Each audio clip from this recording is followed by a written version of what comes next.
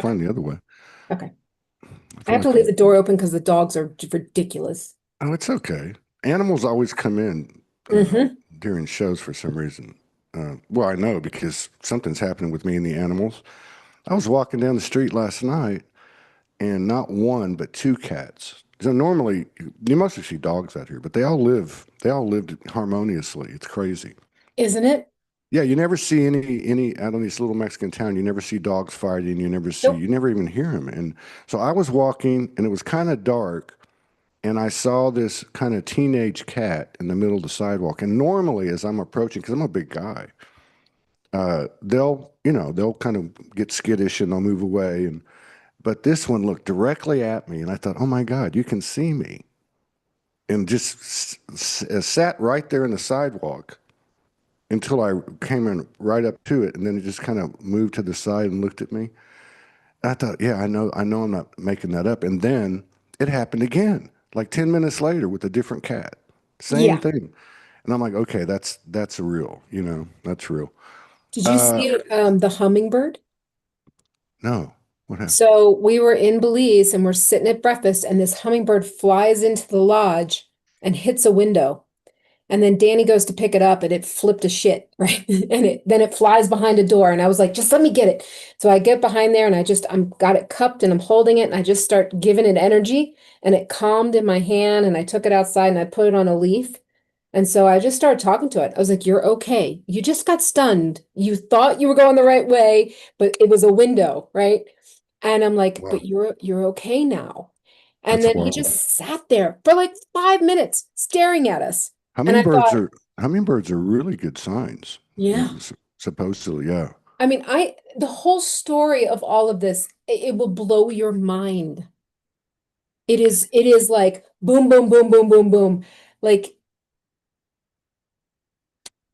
You know what? I mean, like that. This is like speaks to what's happening though. Like all of these things are coming in.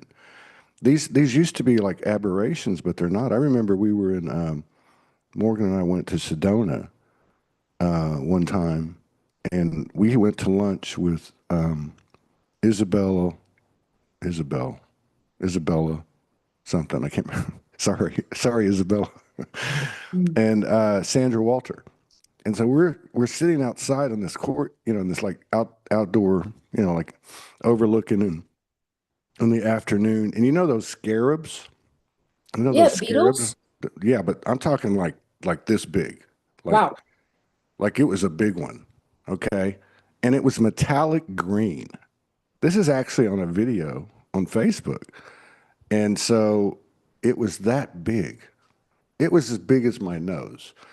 Well, that thing started flying around and it attached to my nose. While we're sitting there eating lunch, and Sandra had the wherewithal to pull her phone out and video it. But you know what I mean? Like like that was an aberration, but it was Sedona and it was like meaningful. And now it's like what I'm getting at is like this hummingbird thing, these cats, like it's Yeah. happening every day. It's like Yeah. everything is starting to show its connectivity. But yeah, so yeah, let me just make a couple of quick announcements. We're up. If you're watching this on Facebook, it's delayed. It's going to be a replay Are you because recording it? yes. Am I recording? Yeah, we're live. Oh, really? Okay, Yeah, yeah, because it's not, okay. we're Now I live. see it. It just popped up. Yeah. Perfect. So yeah, so we can't do a live until the 27th of the month. So I upload after Facebook, but we are live on YouTube. We are live on X, and I'm trying to work out with TikTok, Instagram, Rumble, Telegram. They're all making me go through these hoops, Yeah. and so that's okay because it's really what we put into the field. So this is kind of where we're at. And I think we ruffled some feathers at the end of the year. But I've seen a lot of that with other people too, suppression, censorship, and really, I went back and looked at all the material, all these reels, and there's nothing bad in there. I mean, there's nothing that's volatile or going to create a problem. I think it's just the energy, and I think it's these stories, and I think in particular, it's the stories of the people's awakening and they're expanding awareness and also sharing these things and weaving. So this is kind of what brought this up. Jenny sent me an email and told me about an experience that she had in Belize. Well, one of many, evidently, Mhm. and it was really profound. And I really feel like it's probably better if you kind of set this thing up, and I think the rest will just speak for itself. So I always love when you come on, and I'm really happy to be sitting here with you today. Thank you. Yeah, I love talking to you. It's just so much fun. So I want to give a little bit of backstory for people who I have been married. Well, I've been together with my husband for 33 years. And, like that includes the dating time too. And we've always had this really great relationship. And then in like 2021, we began the medicine journey together. And he actually started training, whether it was Cambo or psychedelic medicines. We started doing retreats together.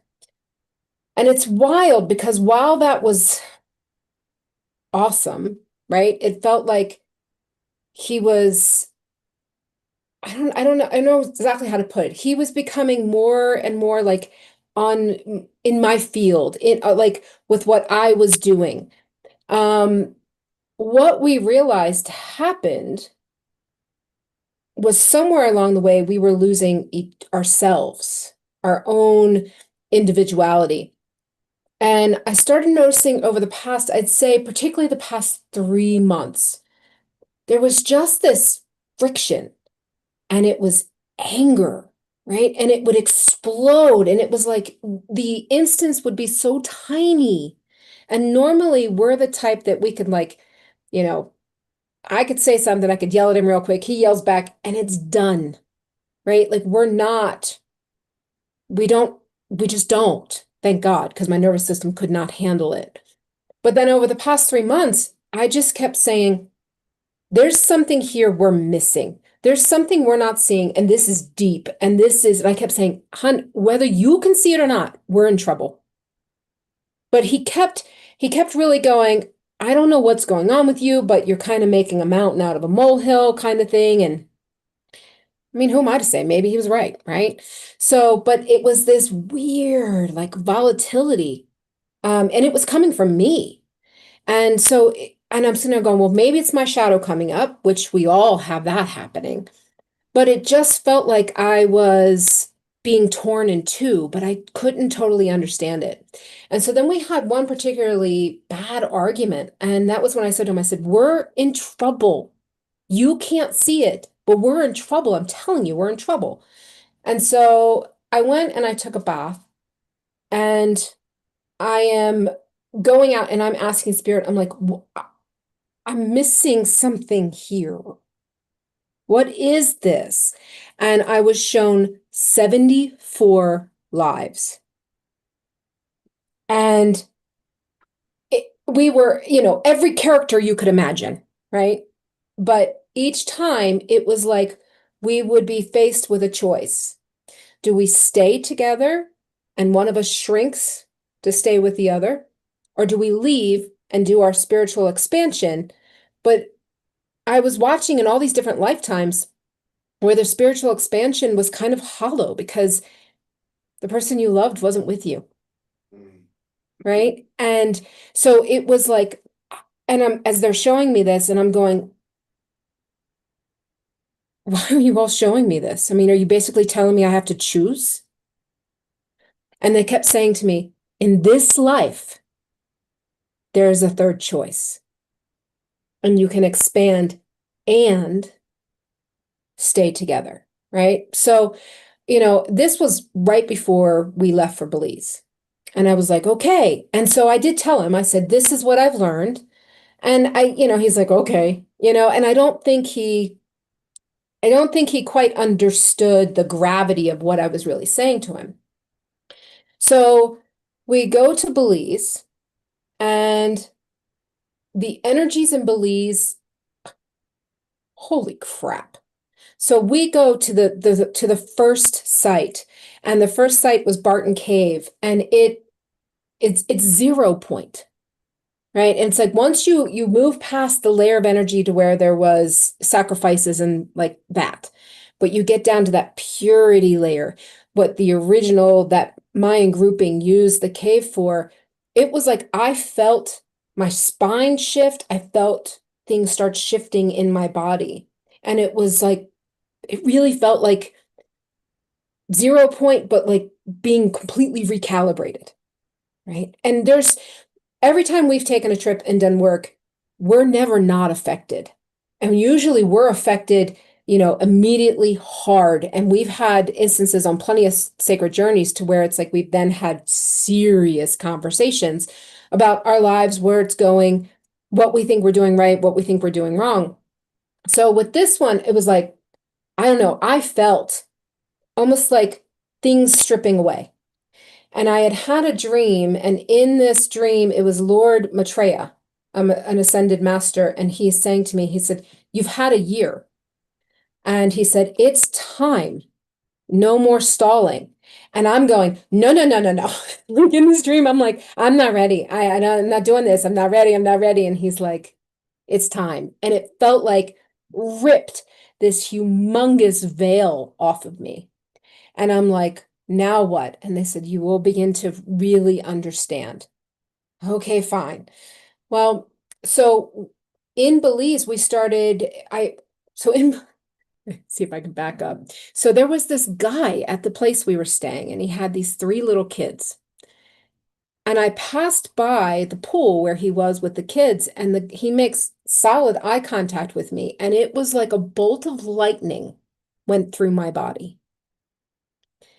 And I had no idea what to make of that, right? But I was like, huh, that's wild. Keep going along my way. That night, as we're getting ready to go to bed, Dan says to me, he's like, what's with the dad with the three kids? He's like, you never see the mom. And I said, well, maybe he's giving her a break. And he's like, I don't know. He's like, it just felt weird, right? So immediately I'm kind of going, all right, both of us are like, what is this? Right. So then I spend the entire night in this not quite life review, but more of being shown things, of where at different, very much like Mr. Smith in The Matrix, but not to the negative. And it would be, I was shown, I was working at Hopkins at the time in Baltimore, and I had walked into an office, and all of a sudden this person's face switched, and I saw the being behind it. And this was in the dream. This did not, I didn't know anything was going on when I was at Hopkins. And it would be the signal. And then that night I'd be pulled into a meeting. So I knew the single dad had been the signal. Not that he was necessarily the signal, but he was the vessel. So I'm sitting there and in this dream, and I'm in a meeting, and I couldn't quite gather like what was this meeting about. And I'm asking questions. And then I'm shown this scene of being at Hopkins. Signal comes in. Later on, I am standing at the sink of the home. I get pulled out of the matrix. And I'm in a meeting, and they're talking about how the frequency on Earth, they've been trying to anchor this particular frequency, and they hadn't been able to do it. And so they had devised a plan of it needed to be birthed, like literally through bodies. It had to be birthed onto the Earth. So then it felt like a group of 30 of us. And so then the question was asked, well, who can do it? Who can bring a child in? And I'm like, fine. And so then, I watched that and I was like, boom, I was put back into my body. I'm standing at the sink making dinner. Dan comes in with our middle daughter, and he had been on the lacrosse field with her. And he comes up and he's like, I was just playing with this 2-year-old and it was so great. He's like, do you want to have another baby? And I just go, yeah, you're muted. I don't know if you know you are.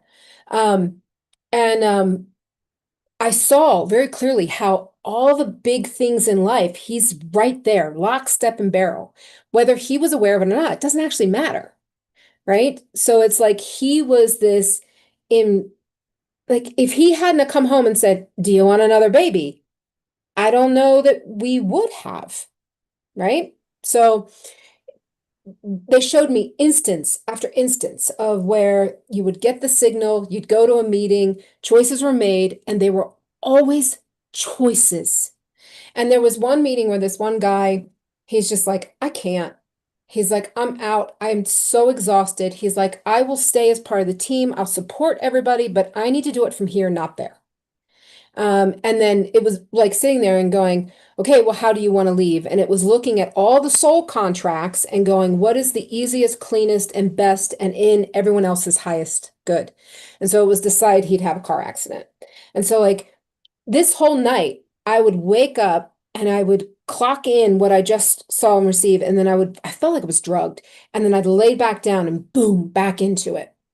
So I woke up that morning and I'm like, holy crap.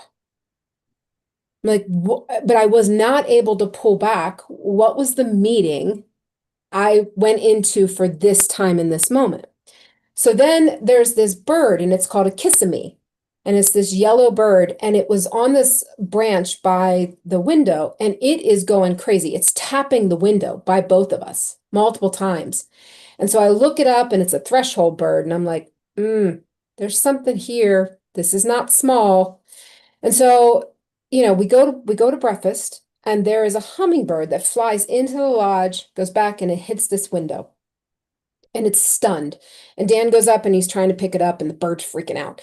And so then it accidentally it like flies again and gets stuck behind a door. And I go behind the door and I get it and I just cup it and I'm just giving it healing energy and it calms down. And I'm really hoping it's not dead, right? I'm like, oh, because he really could have hurt himself. And so then I carry him out and I set him on a leaf and he's just sitting there. And so I just start talking to him like, it's okay, buddy. You really thought you were going the right way. You thought the mirror was a path. It's not. It's like and it was really weird because it was like you're just being redirected. You're just being redirected. And so I sat there and we're staring at this little hummingbird just sitting there blinking and looking at us. And he had some dust from behind the door on his beak, and Dan was able to take the dust off. And then I was like, okay, we're going to leave you, but you're all right. You're going to be okay. And so just as we turned, he flies off and he buzzes Dan's ear. And then he goes and sits on this little branch right there and starts chirping. And we're like, you're welcome. Glad you're okay, right?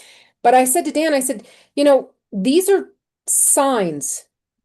There's something big here. And I was like, and I feel like I've only got a tiny portion of the story. So then we go to another site, and this one again, I mean, it knocked me on my ass. I'm sitting there and I'm in the cave and I'm receiving, and it was the hardest, like fast, like do do do do do do do do through my body download. And I'm sitting and I'm rocking. I'm rocking. And it slowed down. I said, okay, is it done? They said, no, not yet. You'll know when it's done. And I'm like, okay. And I'm just hanging on for dear life, right? Not understanding what I'm receiving, but truly trusting. And then all of a sudden stopped, and my entire body just flew forward. Like the top half, because I was in Indian style, it just went, "Phew." And then I was like, it's done now. And they like laughter, it's done. So then I'm like, not sure. We leave the cave, rain hits again. Now, Belize is experiencing unprecedented amounts of rain, and it's cold rain. It's weird. The energy in Belize is different. It the natives, or the locals, we talk about it and they're like, something is wrong. They're very much like something is not okay. The jungle's not acting the same. The coastal areas are not acting the same. There was one guy who said, well, it's time. And I just said, yeah, I know. It's time. So from there, so we leave the cave and it starts pouring. And I mean pouring. And it is a mile hike back through this path in the jungle, right? And I mean, we're wet and I'm like, and I'm a cat. I don't like rain. I'm always like, why am I always in the rain? It just seems to be the way it is lately. It's like I go in, I do work, and then I'm in the rain. And so, my daughter's always like, well, if you weren't in resistance, and I'm like, it's still rain, I just wouldn't bitch as much. But so then we go to the next spot, which is Rio on pools, right? And it's this beautiful waterfalls over giant smooth rocks. And you can go sit in the little pools or you could go sit under the smaller waterfalls. And I'm sitting there and I'm receiving from there. And then I understood what everything I received was. So the Rio Frio cave has a river going through it, and it's big boulders on the side, and you can kind of go down, you can climb down to get to the bottom area. And while I was in that cave, I did see a lot of images of women and children hiding in the cave and the cave providing protection. Okay. So there was that. And I thought that's kind of what I was looking at. But then what I realized was the cave was the perfect demonstration of masculine and feminine. And it's the structure, the rocks, right? And then the flow of the feminine. And so then when we went to the same river, it's just where it comes out and goes to this next spot. What they were sharing with me is so many of us on the spiritual journey, star seeds in particular, we really do rebel against rules. Like it's inherent, but in some cases, we're actually rebelling against ourselves. We're rebelling against inner discipline or inner structure, or routine. And it's not routine that somebody else wants to put on you, like a 9 to 5 job, but it's routine within yourself. And so what I realized I was receiving was the true dance between the masculine and feminine. And so that was very interesting. It was just like I could feel things shifting inside my body in such a visceral way. So at the end of that, I was so wiped out. We went back and I slept for like 4 hours. He's waking me up, like, you gonna eat? Um, and it was just like, okay, and then the next day we went out to the water because we had spent half the time in the jungle, half the time in the water. Well, we get to the water and it's beautiful. And then we were supposed to go out to go out to snorkeling. And I had connected with the turtles the last time I was in Belize in 2024. They had taken the codes to the crystal pyramids. So I was like, well, maybe I'm connecting with the turtles again.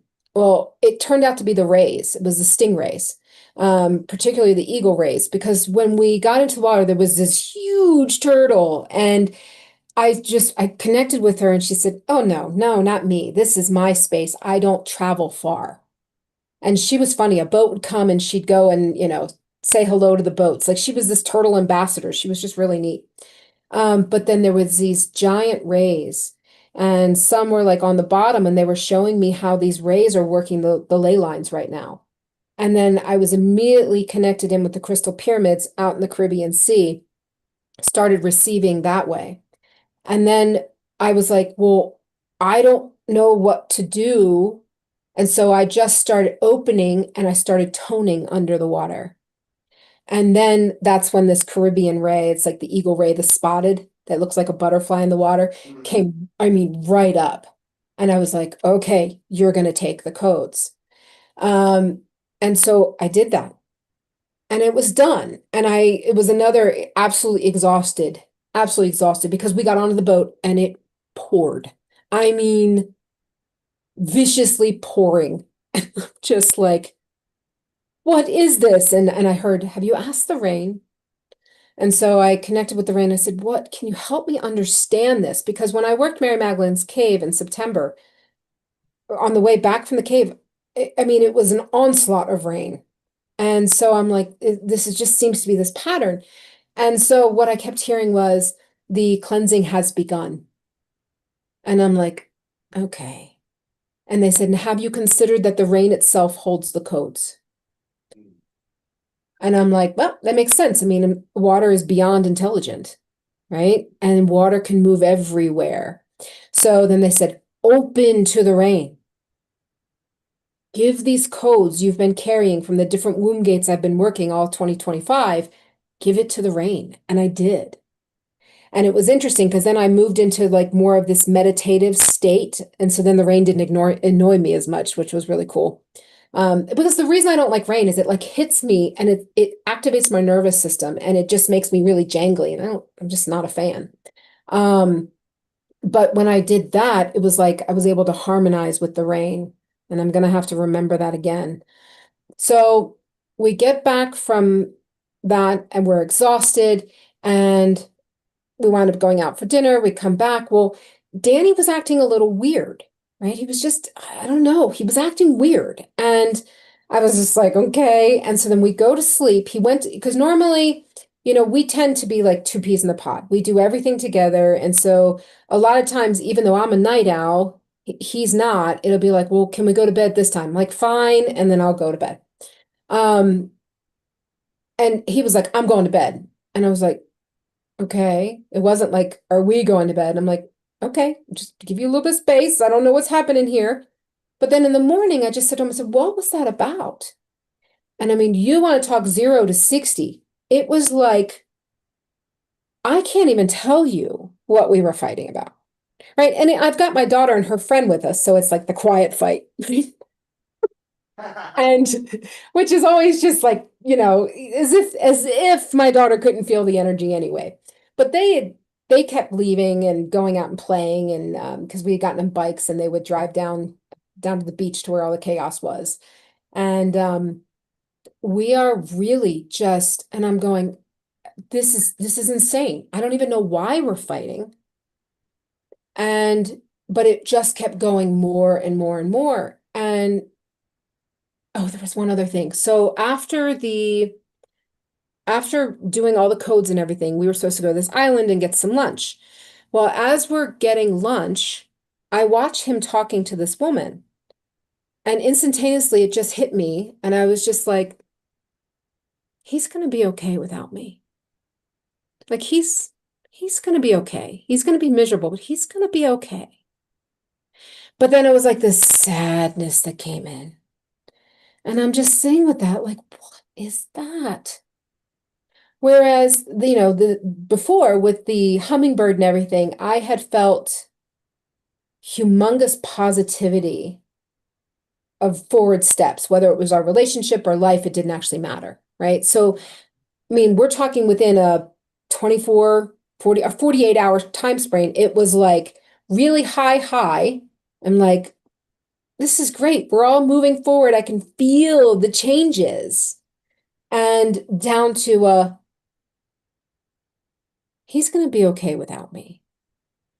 And so it was such a shift, and that was part of the reason I was so exhausted after the whole boat trip. And I know I slept, and then we had the argument the next day.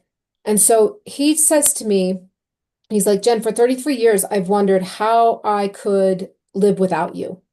And he said, but right now, I don't know if I can live with you. And I was like, oh shit, right? Like, holy crap. And I could feel my nervous system falling apart. I mean, my entire body was just shaking. And, and it's such a crazy thing when you have so much love for somebody. And so he sees this, and next thing you know, he's got his arms wrapped around me, and I'm like just completely falling apart. And I'm going, we need separation. And he's going, really? And I'm like, yeah, I think we need separation. I kept hearing that. I kept hearing it, but not totally understanding it. And so then it threw me back to 2024. At the end of 24, I kept hearing from them that we needed separation. And it was, and it wasn't separation as in living apart necessarily, but it was you go do your thing, I go do my thing, we come together. And we had plenty of opportunities in 2025 to do that. And I kept clinging. I kept going, no, no, no, come with me. Right? Like you're my best friend in the whole wide world. Come with me. And we always have fun no matter what we do, right? So it was interesting because I'm like, we could have done this easy. If I had listened, we could have done this easy. I didn't listen. I was clinging. And then at the same time, they showed me really, really clearly that I was spread between the timeline of having to walk away from him to continue my expansion also spread between the timeline of shrinking. And I could see, even things we had done, whether it was a retreat or a program we did, I was choosing things based on his ability, not mine, because I wanted him to keep up with me. And I literally, it like dawned on me. And I looked at him and I said, you could take me to Home Depot and we could do one of those little crafty things and maybe I can do a birdhouse. And I was like, but I can't build a gazebo. And I said, and if I did build a gazebo, you do not want to stand under it. And I'm like, these are your gifts. He's never expected me to have his gifts. So then it was like, where did I get it twisted? Where did I go? You need to be equal, frequency wise, understanding wise, or anything, right? And that was this humongous epiphany. And I would never have said to you that I got wrapped up in the twin flame stuff. I never would have said that to you before. But I think that's exactly what it was. I think it was disastrous programming that came in when we started doing medicine work together. And it was, we have to be same page, equal. But what that does is it creates a melding where we're both not our full and individual self. Does that make sense? Yes, it makes sense. This all makes sense. But yes, Like, absolutely. Because the reality is, and I can only speak from my own experience, but listening to you, it I totally get it. I got tears coming out of my eyes. Not because I'm sad, but because yeah.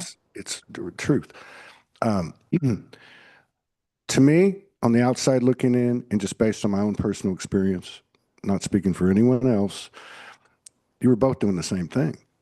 Mhm. He was accommodating, you were accommodating, and I agree with not just the twin flame psyops. I'm not saying they don't exist. I'm Mhm. saying that we're in a realm of distortion that just came through a conclusion. That's why this story I think is so important, and the codes it carries that came in through the last week of the year and the first week of the new year, but also programs of ascension, Yeah. programs of galactic, Yeah. or whatever. Pick whatever you want to pick. Yeah. So I didn't realize the magnitude of your story. I only got the high points, and you wrote me a pretty long email. Yeah. And so I want to go back to the basis of the email. Now, there's a lot of code in your story, and I'd love to jump into all of it if you have time. Oh yeah, I'm but good.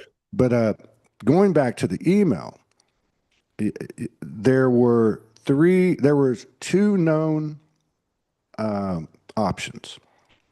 You say going into it, there's two known options through this incarnation, past incarnations, and that was either you stay and you kind of shrink, or you accommodate, however from your perspective, or you go ahead alone. The truth is, either one is the road to soul expansion. Either one. Either one is but we don't know that at the time because Mhm. we're in the incarnation and we have all the different challenges and energies and even distortions in this particular incarnation that are presented to us for the very same ultimate purpose, which is to give us the friction and the catalytic energy to grow from. So the third one comes in this transmission that you have. And the third one is, oh, there is a third one. And you can grab each other's hands and you can say, we're going to do this together. Mhm. And that's a different thing than accommodating. That's a choice in saying, I have faith in my heart, particularly in this incarnation or series of incarnations, because we've come to realize that there's some kind of connection between our unified emotions and our sacred sexuality.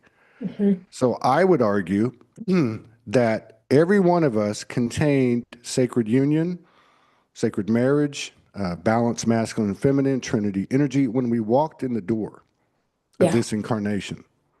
regardless of the ancestral lineage traumas and all that that needed to be worked out. This was the core. This is the true foundation grid. You know, people are talking about let's bring the original blueprint. It's already there. These are all overlays on It's just top of it. uncovering it. Right, right. Yeah. So I've come to the point in the last, I don't know how long it's been, at least a couple of years, probably longer, that our goal here is to, because it's such a challenging obstacle course like we've never seen, it would only make sense to me that the most powerful element to neutralize and transform the existing realm and clear the distortion would be through that particular foundation. But why would we do that if we have that already? And so to me, because of the physicality and the density, we've come to do it with a physical mirror. And that's not just, oh, we're twin flames. I'm looking at you. I'm looking at myself. When I look at her, I'm looking at my feminine. Yeah. Now that becomes, and it works both ways, that becomes, that's now subjected to all of the bullshit and the fuckery and the ancestral lineage and the human frailties and the insecurities and the intuition and the imagination, both for and against, the loops that run in our head. Oh, she's thinking this and he's thinking that, and this is the way it is. And I love your story and the way you wound it up, because you said, where did I get this twisted? Because in that moment you realize, wait, this is my perception. Yeah. This is my control mechanism. This is my insecurity coming to the surface to make sure I understand everything and all the pieces are in the proper place so I can walk down the promenade, right? When in reality, it's a two-way street. So I've always said that you cannot we're wasting our fucking time. If we think we're going to blink our eyes and we're all going to be unified in the field, let's say there's 100 people in the field, even if they're monad, right? Like in the physical, hey, you've got to do it with one other first. Because if you can't do it with one, you can't do it with two, you can't do it with 10. So it would make sense to me that the secret weapon, so to speak, would be these couples that have a long, long lineage, that have the ability to tap into their self in the physical mirror, okay, and override the system. Yeah. But if, people have asked me over the years, because people think, I don't know how deep we're going to go here, but I'm right with you. And what I'm saying is people will look at, like I look at you, the two of you, even after what you've told me today. And I saw something I've seen a lot over the years on the show. And that would be a strong, powerful, sensitive woman come on the show, which is 80, 90%, right? Do you have a partner? Yes. What's he like? Is he awake? Well, he is, but he doesn't know. Or he lets me do whatever I need to do, period. And I'm going, whoa. Like, because I see much more of a contrast. You know what I mean? Like in the connection that I've been in for 10 years, it's obvious we both have a high frequency. They don't, because you got the male female thing going, the masculine feminine thing going. So you got the programming. So you don't always, but it's there.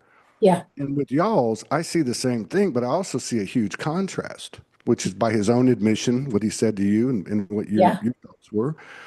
But still, I still see this like always coming back thing. And so I think that speaks to the third choice is there's nothing to lose here. And I will say this too, as time has gone on, regardless of the choices made, whether they're understood or not by one or both parties, and usually it's not understood by either one of them, you realize that you can't detach. It's not clinging. It's not fixation. It's not a program. It's just what it is. Yeah. And it doesn't compute in this literal linear experience from the human's old paradigm set of eyes. Hmm. right? So and, Alicia Brochet and I, I know y'all have worked together too. Y'all are tight, and we've talked about it. Yeah. These relationships are, imagine all of us, like in your story, when you had the things happen to you and you lost everything and you moved, and Hmm. so on one hand you're having these successive traumas, and on the other hand you have this bolt of lightning coming in, you're catching in your hand at the same, oh, we're moving to Colorado. What? Yeah, where we're going, you know, come hell or high water, and so things happen. So you have this dual thing happening, this dying and birthing at the same time. But what I would say is that if anybody wants to know what these things are like, at least from my own perspective, imagine your own dark nights of the soul, your own successive traumas, your own trials and errors. Now imagine doing that with somebody else, with with fucking interfering energies, which really ramped up, by the way, as the year came to an end. They sure did. Right, and you've got that to contend with. You've got your programming, you've got your ancestral, you've got all the basic stuff that you have as an individual. But now you've got to try to work it out with somebody else, and there's no rationale because the rationale doesn't work anymore. So you're being forced to go into the heart. Less is said, more is known, and Hmm. and you can't even give it a play by play because it's moving so fast. You Right. know. Right. So I think where I would sum it up is that I feel like this is a really good example. It's a great example because, again, if we look at it metaphorically, we're looking at masculine, feminine, which is really within all of us. Which, yes, we came into this with all of this, but we also came into this, and then we gained from it the series of experiences and incarnations that we've had, and that's not for nothing. So, in other words, there's code in that experience that combined with what we came in with will create a greater trinity, a greater sacred union within yourself, and therefore it carries out to those around you. But I really feel like that, long time ago, um, and I mean, I'm going back 10 years ago, right? Like within 2 months of 3 months of her and I meeting, you know, something would happen. And I just want to say something to that would be the last thing I say about these incidents, okay, of friction or conflict. But anyway, about 10 years ago, she said to me, well, sometimes it's you, sometimes it's me, and sometimes it's the energy. Now, as time has gone on, it's become more and more obvious to me that it's always the fucking energy. It actually is the energy. So if I go back to what you were saying about what happened with this 48-hour period, we had a really powerful reconnection in September, which was the end of our ninth year and the beginning of a 10th year. But we hadn't been speaking for about 3 months, right? And very convoluted. That was a very powerful summer. It was burn, baby, burn. And so you reconnect in a bigger way, and a few days later, the fireworks go off, right? And you come back, and then a month goes by in the middle of October, and the fireworks go off, you know. And the first time it's 5 days timeout. The next time it's 4 days. None of this is planned or orchestrated or strategized. None of this is. And then November comes with the fucking 11/11, and that shit just went through the roof. And again, it always seems to be this powerful reconnect and expansion of both the individual and the couple, which is paralleling the collective. And then right after that, it goes, pow. Well, it's not you, it's not me, it's the fucking energy. And the souls are starting to be able to navigate it because the judgment is lessening, the projection is lessening, the self Hmm. accountability and self responsibility is there. It's And then, rising. right? And so we get into December, which was a real big month for me because my birthday was the 9th. We came out of November and it was about a 3 or 4 day, like integration. And then the stuff started happening. And so my birthday came and that was huge. And then like the 10, 11, 12. all these twos and ones came.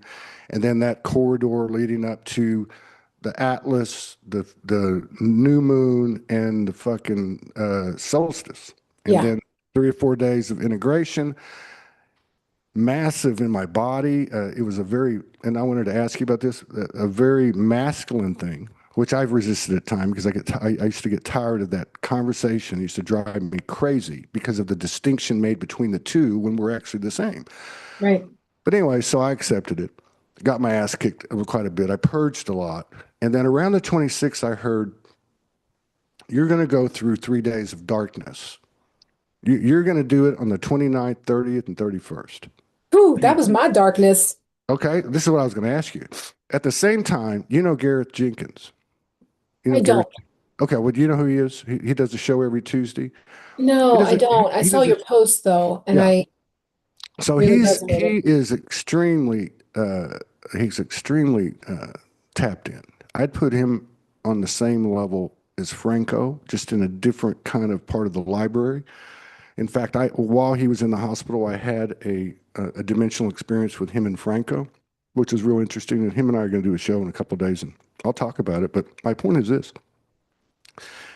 his broadcast partner, Katie Kiss, sends me a message and tells me that they've put Gareth into an induced coma because he's having grand mal seizures nonstop, which I had probably close to 200 in my life. So I understand that Yeah. very much, not just from a physical standpoint, but from when I've tapped in and gotten information, whatever. I don't fully understand it all, but I knew it was linked. I knew it was important, and I knew I was linked to him. So I immediately came in and I said, "Oh," and I was just like, I read it and I said, like pass the butter. I was like, Katie, he's going to go through 3 days. He's going to come out of it on the third day. He's doing the work right up to the last day of the year, which is what I was told. Okay. Hmm. So the reason I bring that up is because it seems to be basically following the same timeline that you guys had pre Belize, and then I think some of these dynamics were involved in what you guys were anchoring, especially given not only where you were, but the different sites that you went to, and having the recollection and connecting the dots back to France and other, when the Yeah. rain came and so on. But so I think it's a lot of this information that's been coming in. I'm going to have to say for the last 4 months, like since September came, right? Hmm. It's one of two things. It's moving so fast, you literally don't have time to think about it because you're being put into such a present state of mind. There's room for nothing else, and you don't have time because another one's coming, kind of thing. Or it's so much that you're getting bits and pieces. And it's not like the old days where we can go, okay, this is what happened, this is what it means. No, that's all kind of going away. And it's what you were talking about at the end about the stripping down, the shedding that you were talking about, and I think that's what it is. I think when you got that message and they said to you, it's time, and you said, no, no, no, let me wait a little bit longer. No, no, you're not going to wait longer, and you just get blasted, like with a fire hose, and you're more naked. You can see the others more naked. The other can see you more naked, and there's really nothing to say or prove or do or be. And it's certainly not based on what we've thought we knew coming into this, even as recent as a week ago, right? Yeah. So, but I feel like that. The last thing I'll say is I feel like that our good friend who's pretty tapped in, Hung, uh, she's pretty tapped in, and she took a liking to us years ago. We were in Kauai. We get a phone call. Hey, now this is a person with 100 friends on Facebook, literally, like 95 friends, right? And I know you guys. I'm here. Come on over. I'll buy you a drink. So we go and meet her. And then a few months later, we're up in Washington State on this organic farm in the middle of freaking nowhere. It's like 50 acres or something. And what happens? We get a call from her. She lives in Vancouver, Canada. She comes across the border, goes 4 or 5 hours, finds us. We hang out, and so we've had this thing. So she taps in and she says, and I think this speaks to a lot of couples, I want to say, to this time, to what it takes, to what I mentioned earlier about what has the highest potential to neutralize and transform the existing dualistic polarity that we found ourselves in. And she would say, you guys are cosmic cheaters. You're not supposed to, it's not normal protocol for two like that. I'm not going to call them twins. I'm just going to say two that carry those codes that have done this numerous times. And let me just add, we went through the same thing. We had a 45-minute thing in 2018 on the bed in the middle of the night, kneeling, facing each other, and we basically shapeshifted for 45 minutes, showing not only on planet But off planet. partnerships, off planet, off universe. Yep. Some of these were very unattractive. One of them had two heads. I mean, just but and we both have seen the unification literally every timeline and dimension. Yeah. Okay. But we're trying to like, well, why isn't it here? Why is there always this, and again, it's you, it's me, or it's the energy. And I believe so much of this is the energy that has gone in and inverted things, basically. And Hmm. where else to go but to the core of the strongest thread of the mother, which would be that, you know what I mean? Yep. So she says, you guys are cosmic cheaters. You're not normally going to have an incarnation, but you find a way to do it. So it's almost like here's the rules. You can kind of bend the rules to even expand reality more, but it's kind of against the rules to do it. But the universe kind of looks the other way. If you're successful, you're a hero. And if you're not, you're just going to pay the price, which you're used to after all this time. Right. But so I kind of look at it that way. I think it takes, it still remains to be seen what these energies can do. Like Alicia said, there's no way you can explain or understand these couples by the conventional narrative or the conventional Yeah. perception. And I will tell you, come this past summer, June 1st, we had a very powerful thing. And I want to say, in terms of not trying to validate what you were saying, but maybe give you a little bit of solace. We've experienced this. We've not understood it at the big, when it comes in, but we both, in retrospect, said, "Hey, this was coming in, and that was it's time to separate right now." Mhm. Okay, so and somebody actually wrote something about this a couple of 2 3 weeks ago. I remember they talked about the importance of separation in these particular scenarios, right? And again, it doesn't have to necessarily be geographical. It could be, Yeah. and you got to remember too that both of them have other things that they're doing, right? So there's other things that we're all involved in. But anyway, so that part of it, I think, is what I was going to say is we've experienced that, and in retrospect, we both acknowledge, hey, we saw it coming. We just didn't, because you're in the human thing, and like you said, it makes sense. We're supposed to go do everything together. Well, no, you are together. Okay, We are you are together. together. You are like that's Yeah. that's the code that you carry. And I just said this to her 3 or 4 days ago. And I was like, this is the greatest place I've ever lived. Now, I'd love to have you all soft and next to me. I could be squeezing you, whatever, but I already have you. We are together. You know what I mean? And in this physical reality, I just happen to be here right now in this beautiful little authentic town a block from the beach. And none of it made sense, but none of this makes sense anyway.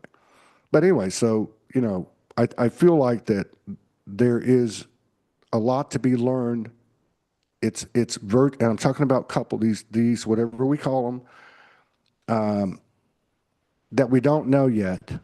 And it's going to require, just like our personal journey and evolution, that we relinquish every single belief. Because, look, I can tell you, her and I have given each other up 1,000 times. I can't tell you how many times we've been in a session. They said, "Are you guys want to go to the next level? Are you willing to let go of the other one?" And we're like, "Yes."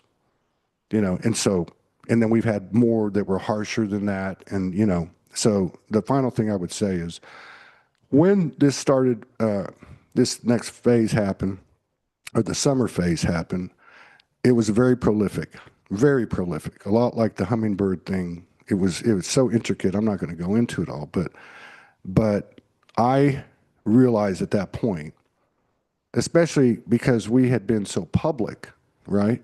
So you're inviting shitloads of energy at you, right? And thoughts are things, okay? They are.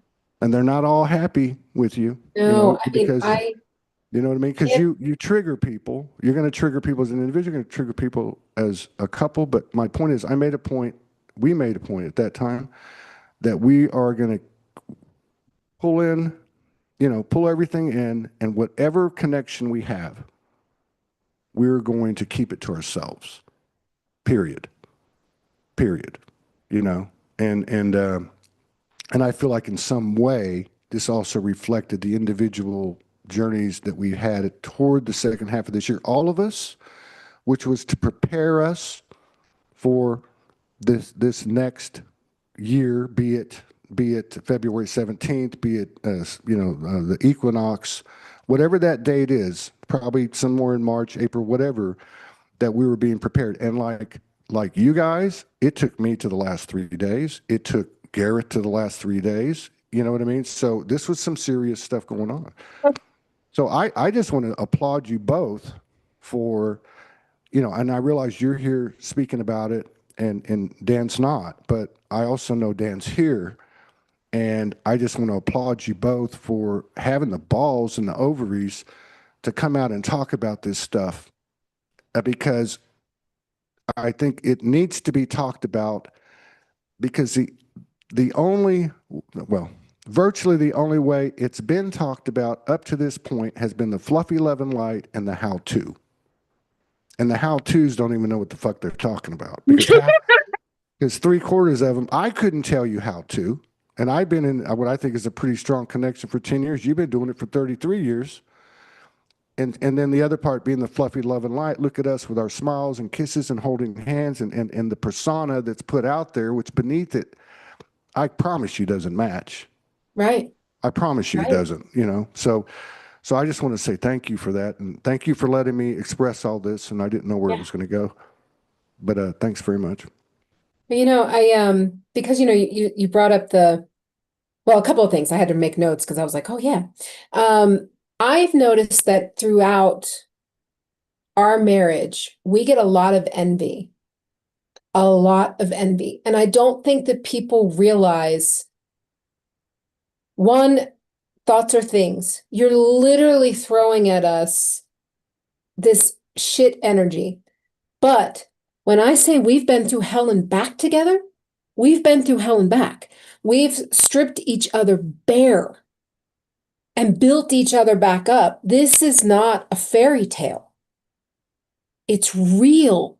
And we've just constantly keep coming back to each other and coming back to each other. And while we're not people that really fight, when we do, we do, it doesn't mean that there has not been major things in our lives. And so I always look at that envy energy where people are like, "Oh, I'm so jealous of you guys." Please don't be. Please create it in your own life. Don't throw that at me. Don't throw the expectations or the pedestal. Don't put our relationship on a pedestal, because you better be prepared to sling through some mud, right? If you want this. And it is good. I mean, her relationship is good. So I actually, and what you had mentioned, like the energies coming in that were creating a lot of problems towards the end of the year. I reached out to a girlfriend that I studied shamanism with, and I just like, I'm not in a good place. I'm in a dark spot. Can you help me? I need you to check my energy. And she comes back, she goes, "You're completely clear, like very clear." She said, "But what's going on? Because your nervous system feels like it's firing everywhere." And so I tell her what's going on. She goes, "I just keep hearing separation. You need to separate. You need to separate." So I tell Dan, and I'm like, "This is what," and he is not a happy camper, right? I mean, he's like, "I come on vacation and I'm going to go home and my marriage is on the rocks." He's like, "How does this even happen?"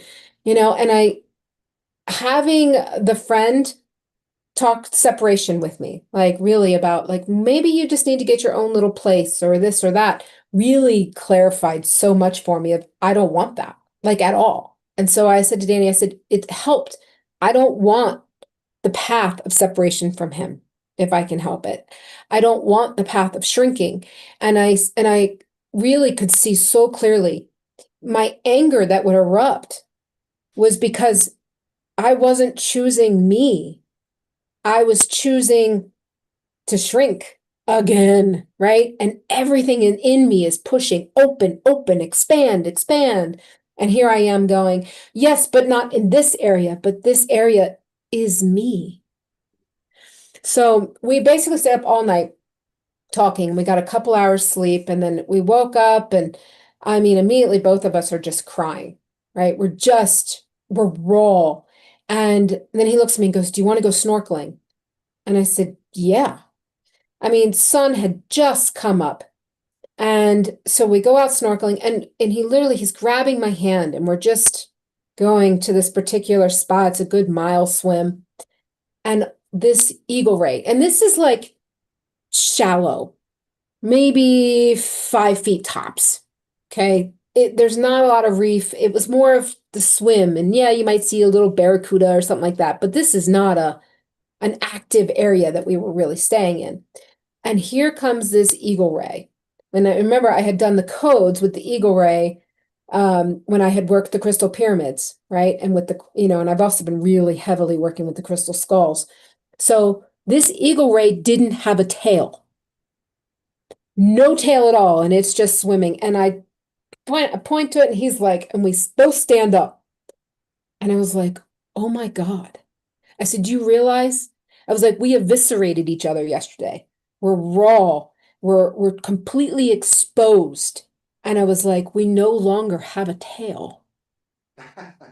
We no longer have our weapons." And I was like, "And look how beautiful we still are swimming." And he is just like, "Oh my God." I mean, it was the most incredible sign, the most incredible sign. And so it really, I- it's this man, he shifted so fast. He went from absolute and complete anger, frustration at me, hopelessness, to both of us looking at each other and going, we don't know who we are without each other. I mean, seriously, I was 17 when I met this man, right? And all of a sudden, this excitement came in of, let's go explore ourselves, whatever that means, right? Like, whatever that looks like, and bring that back to the marriage. Because I had said to him, there was a point in time he was listening to a ton of podcasts at work. But he was working alone all the time. And so he was constantly listening to things. He'd come home. Sometimes he'd be like, "You have to hear this." Or he would explain to me his view of it. And there was like this excitement, right? It's like he's learning, but so was I. And then I was doing my thing and I'd share it with him. And somewhere along the way, we lost that.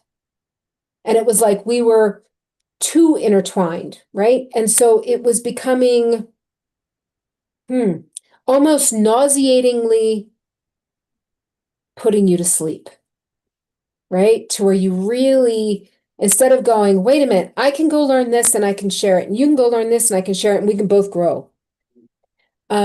So since all of that crazy,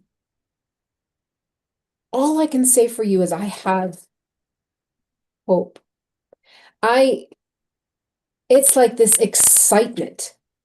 And I realized where I was so just stuck. I was so mad at myself for going back into the old patternings of shrinking instead of allowing myself to expand and trusting this man that he's got me. Because in truth, he does. And it's the understanding of like, he's like, "Go do you, go fly. I've got this. I've got this foundation." And he's like, he's like, as if it's like a string. It's like, go as high as you can possibly go. And me, where I'm at being the foundation, it's not going to be a mismatch because it can't be. So then there was another night of dreams, and it was seeing that it was weird. I kept seeing it as this column in us, and I don't necessarily mean the prana column, but maybe. And my column and his column will always find each other. And I was shown different worlds. It was like, it didn't matter. Like we could be two dogs running around Mexico. We're going to find each other. It just is. There's this magnetism within us, and we will always find each other. And so, Spirit just kept saying to me, this is doable. This is completely doable. It's just going to take a lot of communication, a lot of trust, a lot of love, and the refusal of either one of you to shrink again. Because I mean, there was things like he used to go off mountain biking and snowboarding all the time. He stopped. So it was like all of a sudden we melded it, and we would joke and we would make a comment and be like, yeah, we only have one brain. But we're not meant to only have one brain. We're meant to be these incredible individuals. Instead of like this constant intertwining, we're pillars, and to be those pillars. So then, after they showed me this, that there's this column, like you guys will always find each other as long as you don't let the ego or the anger or the stories, the bullshit you can create in your mind keep you apart. And then I had this dream, and I was like, I felt like I was kind of in a cave, actually. I don't know what it is with me and caves and womb work, but here we are. And there was the 13 crystal skulls, right? And they were glowing, and there was this opening. And I was like, hmm. And I looked at him in this dream and I said, are you ready? And he's like, I'm ready. And we literally, in the dream, both jumped through. And I said to Danny, I was like, we literally waited till the 11th hour and 59 minute. I'm like, when I look at a year ago when they were saying to me, you need some separation, and I didn't listen, I made things difficult, right? It had to become volatile. It had to become to the point to where it's like, I can't, we can't do this. This isn't going to work anymore. In order for us to look at it and go, oh. And I mean, we had little things like our first ever mice infestation, right? Mice is saying, there's something here. You're leaving crumbs, something you're not looking at. And we're like thinking it's so many different things, but what it really was where was I still stuck in the either or? Either I shrink or I leave. I couldn't see that third path. Um, and it's been really interesting because there's you would think after this massive, I mean, massive thing that we went through. I mean, we literally eviscerated each other. You would think it would still be tender and raw, and it's not. It's not, I would say it's still tender, but there's like this newness. That's what I would say is happening with us right now, is there's a newness, and there's this excitement of what can we get into now? Right? Like, what are we going to bring to us? Because his version of the world is different than mine, and mine is different than his. And so, what can we bring in to help the growth of each other? But you know what? So funny. Oh my gosh. I actually thought it was about something else. And now I realize it's not. Christmas night into the 26th, I had this dream. He and I are driving up a mountain, and it's foggy. It's so, so foggy. And all of a sudden it clears, and I realize we're getting ready to drive off this mountain. And there's no time to brake, right? Like you either knew you were going to brake, but the car was going to go over and then do its tumble. And I just looked at him, I said, just fucking floor it. Just floor it. And he looks at me and goes, okay. And he guns it, and we're off, right? And so I just said, sorry, kids, you guys are going to be orphans, right? He grabs my hands and he's like, I'm so sorry. And I'm like, It's all good. We're going to go together. It's fine. We land in this beautiful, I mean, and we're falling for a while. We land in this beautiful green sheep pasture, right? And I'm like, get out of the car. Something's got to go wrong, right? Like it's going to blow, something. Nothing wrong with the car. The car was the old car. It was a Chrysler K Oh from my back in the God. day. That's what I had when we were dating. Oh my God. And so we scramble out of the car and we're sitting there and I'm like, and somebody comes up and I'm just crying and crying and just like, holy cow. And she said, your sister's here. Let me get your sister. And so my sister comes up and she goes, you were up there? And I said, yeah. And she goes, and you drove off? And I was like, yeah. And she goes, and you're here now? I said, uh-huh. She goes, how? And I said, divine intervention. And I woke up. And at the time, I thought it's because I've got, people moving in and out of my life, and I can feel that shifting as all of us do right now, right? So at the time, I thought it was about that, but now I'm like thinking about the Chrysler K. That was the relationship, that was the car we had when that relationship was new, right? When it was just very fresh and brand new. And that's the energies that are here now. It's like, and not that I think it's done. I think we're still going to have times where I could fall back into an old patterning. He could fall back into an old patterning. Or I can really start to expand and he could get a little insecure or vice versa, right? I don't think it's done, but I think we made our choice at the 11th hour. And the choice is we're going to do this together without destroying each other. Yeah. Yeah. Yeah, because all the streams that would feed the destruction come from the realm. Mhm. They're not even fucking real. they're the you know they're the whetstone that we could hone our souls and make them sharper and shinier. You know what I mean? I mean, and see, I think that's another thing about these.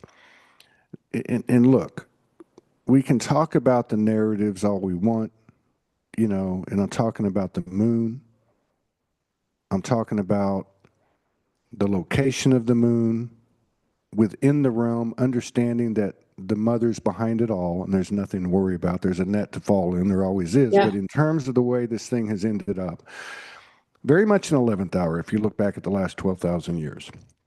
Moon, the moon comes over, and what happens? We all know this is we call this a patriarchal, which to me has gotten over associated with the masculine. Okay, Right, right. but I my agree. point is, we know that the distortion, the only way you could distort, or the best way, would be to go to the root of reality, which is the mother, right?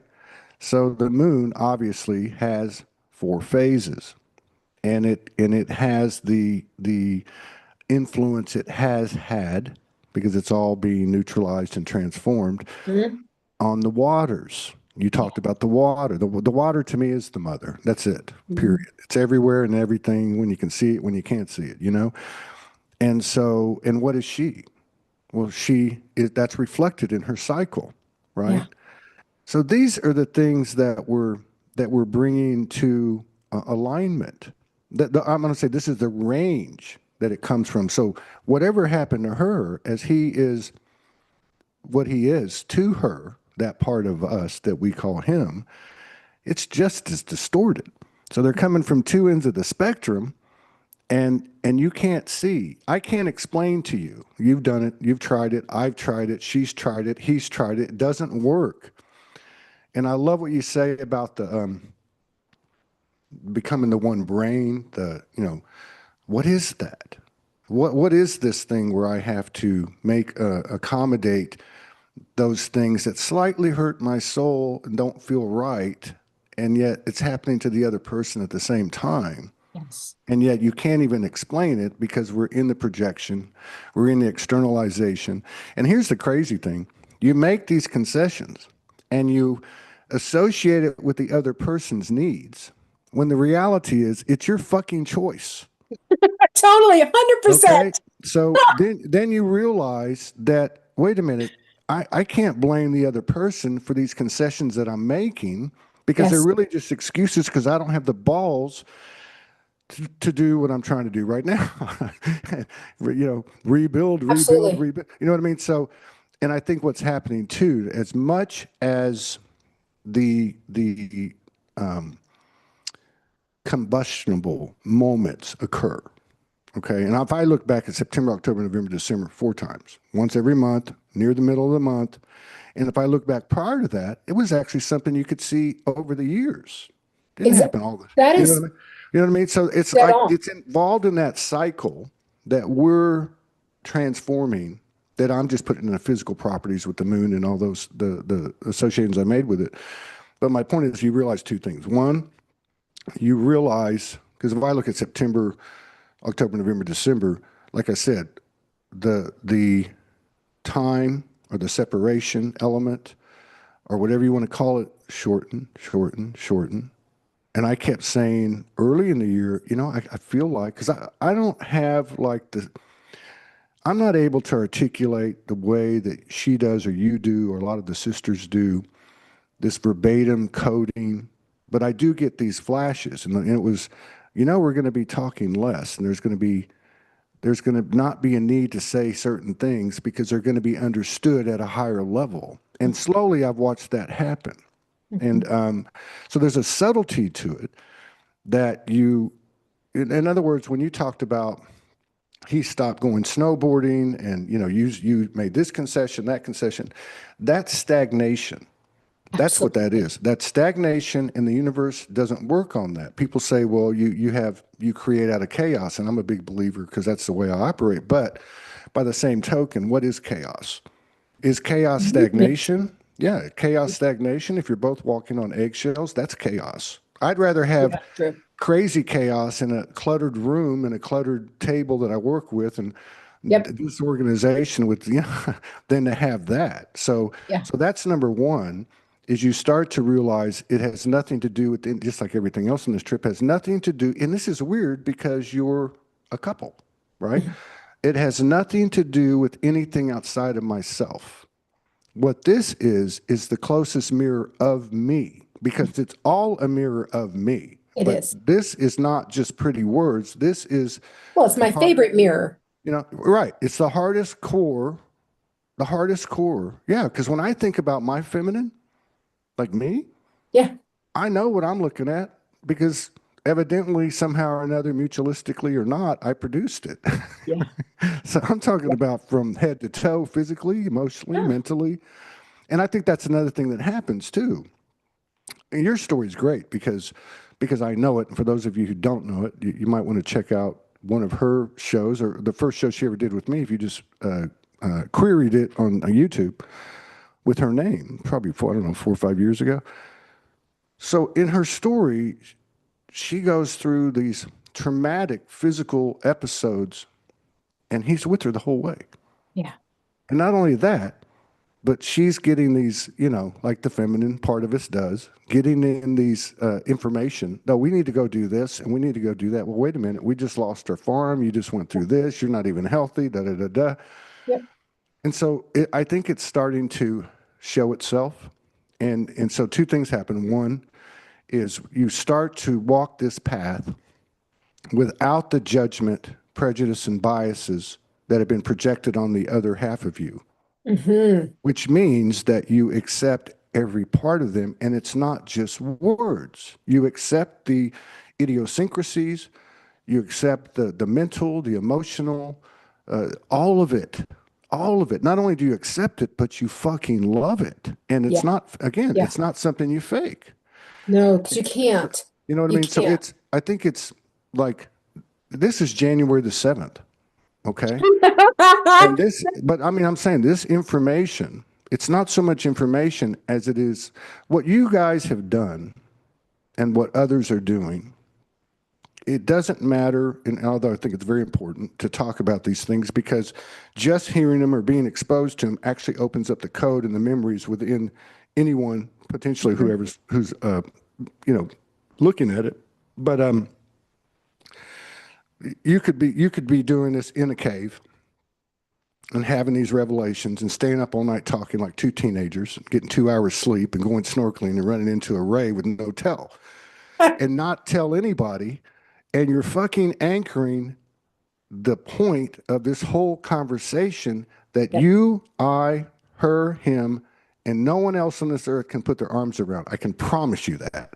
Yeah. Nobody. Because if that were so, and I don't care if it's the most popular known light worker couple, whatever the case is, they'd both be walking on water right now. Yeah. And this is where we're headed. We're headed to a place where the energy speaks for itself. And I just want to say the last thing again is, big props for, delivering the message that this is work. This is the same work that we've done as individuals through our dark nights of the soul on steroids. Hmm. Okay. Hmm. Because when you're by yourself, you have one council here.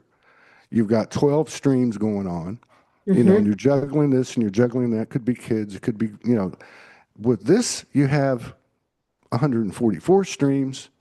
Now you've got two direct lines to source that actually meet, okay, but you can't see it. Yeah. And so it becomes, people talk about forgiveness. You talk about, alleviating shame and guilt and programs. And I mean, you're doing this with somebody else.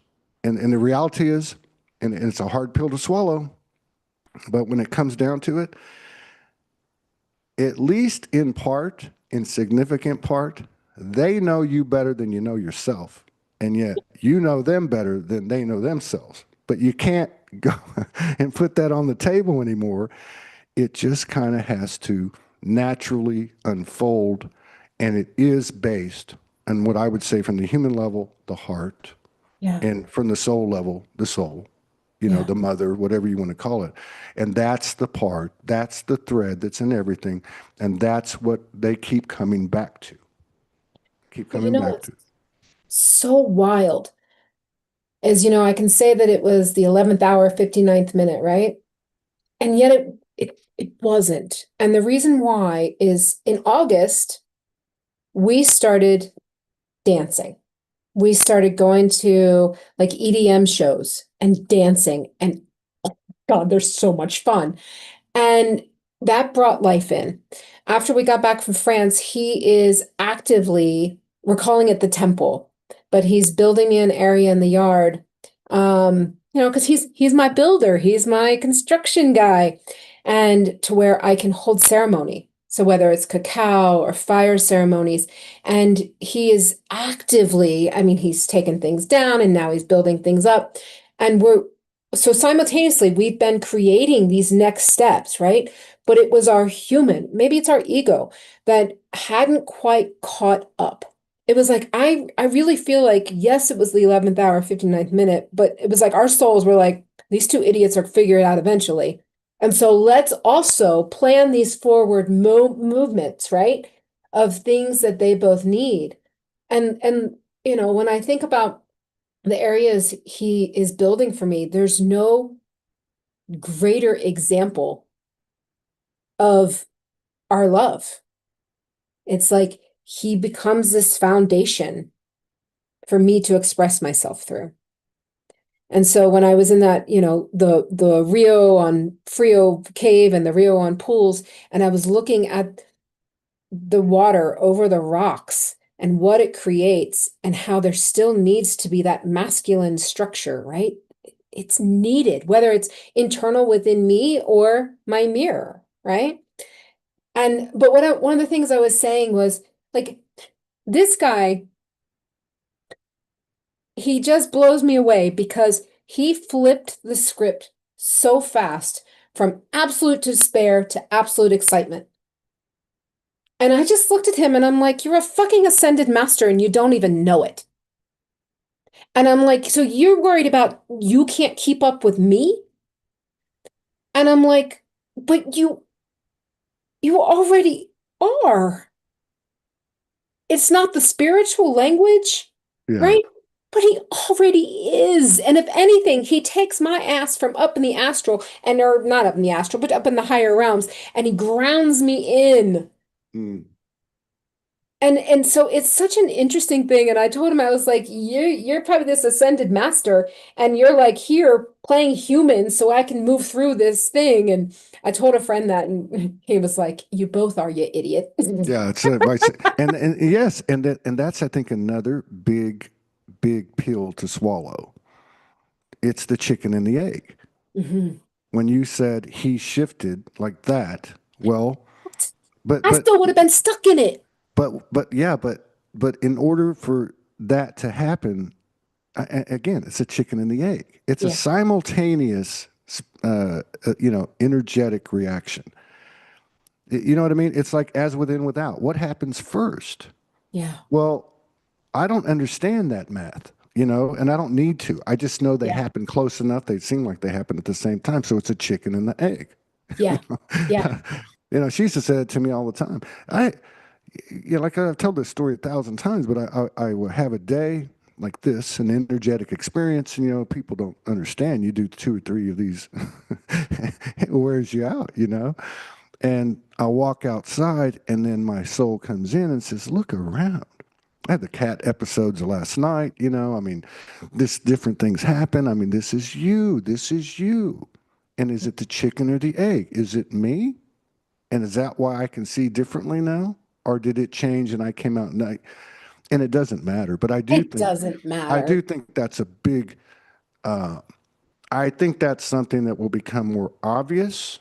I feel that, including like this year, I believe we'll see it. I believe we're already starting to see it. But where you have individual souls that are, energetically illuminated, as these new properties of the, let's just say, the new Earth returns or whatever, and our ability to see what we see in the visible light spectrum grows metaphorically and literally. At the same time, these couples, I believe, will be seen, and the stories may not have to be told intricately, but they are paradigm breakers. They Yeah. don't make sense. Yeah. You don't have to have a ring on your finger. You don't Yeah. have to have a marriage certificate. You don't have to live together, right? You don't have to understand everything. It's not this. It's not even like this the type of binding contractual template that comes like, oh, we're always going to be.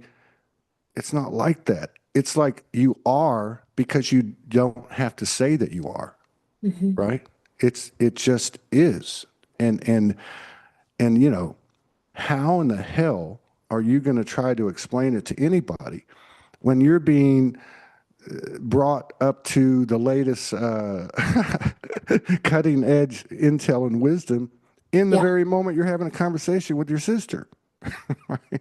I know. You know what I mean? So It's it's, so much. yeah, it's but now, like, this has been the bulk of an hour and a half, right?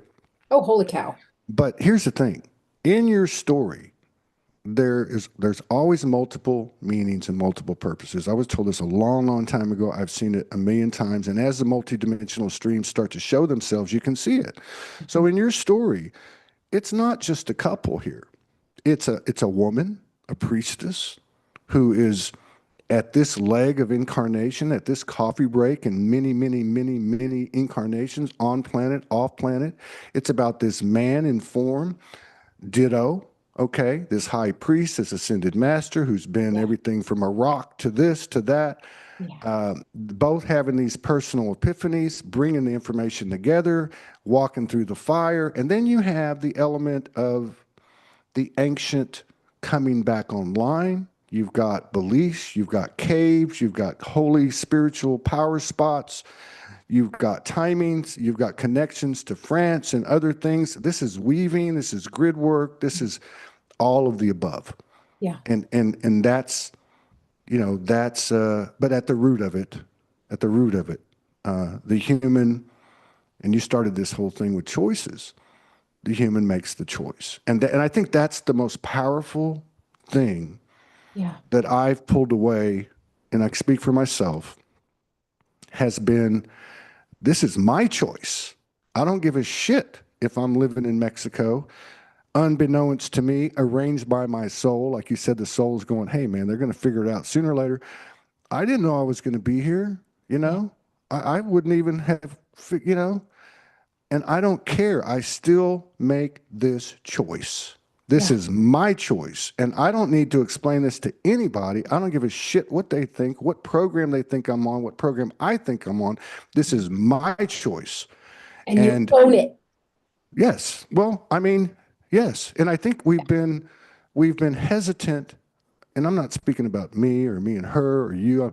I think, in that collective individual, okay, the fractals that we are, we've been apprehensive, we've been tentative to really speak our truth. And that what is the truth? What is the truth? Is it Buddha? Is it no, no, no. It's this truth that the human voice becomes part of the multidimensional voice Yes. and carries the code because the rest of it we had coming in and Yes. says, this is what I learned. And what have I learned? This is how I feel. That's all I know. This is how I feel. It makes me feel good. It makes tingles go all up my body. When I think about this part of me, this person in physical form, it just lights me up and I can't explain it. And I've Yeah. showed my ass trying to do it, and I've shown my heart trying to do it. I've made a fool of myself and I've made a hero of myself. I've done it all, but this is all of us. This is what we do. And I think this is the information. This is beyond authenticity. It's transparency, and this is where the gold is coming from, in my opinion, in my experience. And it's very raw and it's very human, yet it is divine. And it turns on the rest of click, click, click, click, click, click, click, click, click. And you start to have experiences with the ray with no tail, and you're in a cave and you're walking over here, and a cat walks up to you and starts talking to you. It lights everything up, and at the core of it is this individual who is connecting to a physical mirror of itself, Mhm. regardless of the level of resistance, regardless of the level of external projection, and regardless of the wisdom, the pace of the wisdom coming in and being applied, because we are stubborn and we are Yeah. rebels, Yeah. right? So it's a profound discussion. I had no idea we were going to be going like this. I did. I cleared my afternoon. But I'm everything now is about be here now, be in your lower chakras. This is all great, but we're not going to go anywhere. We're not going to shift until we anchor it in through these lower chakras. And these lower chakras is where we've got the traumas, we've got the childhood stuff, we've got all the misunderstandings and the stories that could blow up a good relationship. And so it's going to be interesting. The more we embody and the more we're like, no, I'm here and I'm going to live it, whether I'm living it in my messy chaos, like you should see my desk, or I'm going to live it, oh, it's supposed to be this way. But no matter how I do it, if I can do it from that space of absolute and complete authenticity, it's gonna work out. But I think I can't tell you how many clients I have where women are like, well, I'm with this person, but he's not spiritual. And I'm like, does he treat you good? Are you happy? Is this somebody who's going to hold you if you're cracking apart? Is this somebody who, if you're sick, is going to be right there? It doesn't matter if they get the spiritual shit. None of it matters. It's all just words. And I look at how many women blow up their relationships because they have this idea of a spiritual man. But a spiritual man is the man that stands by you in your spirituality, and vice versa. I am seeing some where the men are kind of going, my wife is really, she's not awakening, she's not doing this. And I'm like, why are we putting requirements on people on, yes, there are relationships to where there's such deep negativity that it's just drowning the person, and they need to extricate themselves because usually there's some sort of karmic thing going on. And like part of their thing is to be able to speak out and step up, move out. And then it ends that cycle. But there are plenty of relationships out there that are being held to a standard that is an illusion. And I wouldn't have said to you that I had gotten wrapped up in that. I did.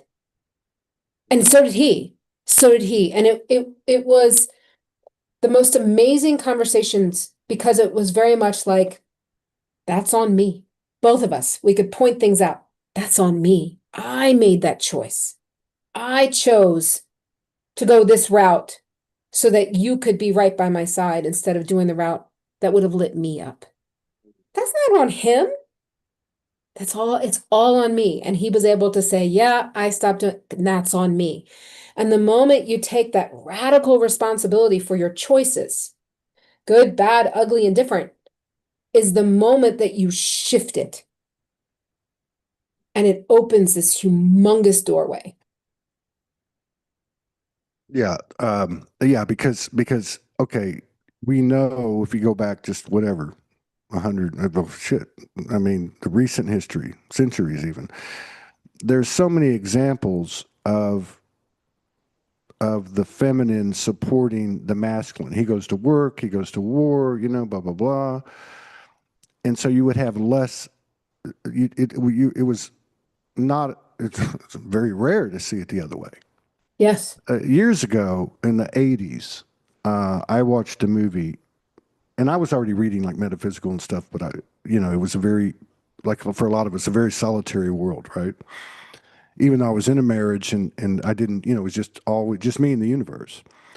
So of all the movies, I ended up watching this movie, Still Magnolias. Have you ever seen this movie? Mm-hmm.